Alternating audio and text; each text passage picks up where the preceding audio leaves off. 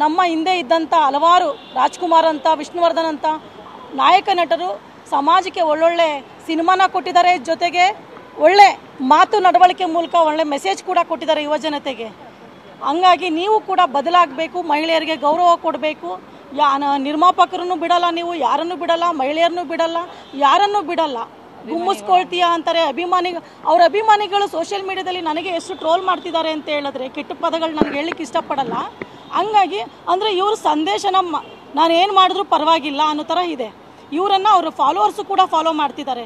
ಹಂಗಾಗಿ ನಮ್ಮ ಹೆಣ್ಣುಮಕ್ಳುಗಳು ಹೇಗೆ ಹೊರಗಡೆ ಓಡಾಡಲಿಕ್ಕಾಗತ್ತೆ ಕೆಟ್ಟ ಪದನ ಬಳಕೆ ಮಾಡ್ತಾ ಇದ್ರೆ? ಅದಕ್ಕೆ ನಾವು ಮೊದಲು ನಮ್ಮ ನಾಯಕ ನಟ ಒಳ್ಳೆ ನಡವಳಿಕೆಯಿಂದ ಇದ್ದರೆ ಅವರ ಅಭಿಮಾನಿಗಳು ಒಳ್ಳೆ ವೇನಲ್ಲಿ ಹೋಗ್ತಾರೆ ಅನ್ನೋದು ನಮ್ಮ ಒಂದು ಉದ್ದೇಶ. ಹಾಗಾಗಿ ಮಹಿಳೆಯರ ಕ್ಷಮೆ ಕೇಳಬೇಕು ಅಂತೇಳಿ ನಾವು ಇವತ್ತು ಮಹಿಳಾ ಆಯೋಗಕ್ಕೆ ನಾವು ದರ್ಶನ್ ವಿರುದ್ಧ ಒಂದು ದೂರನ್ನು ಕೊಡ್ತಾ ಇದ್ದೀವಿ. ಜಯಶ್ರೀ ಗೌಡ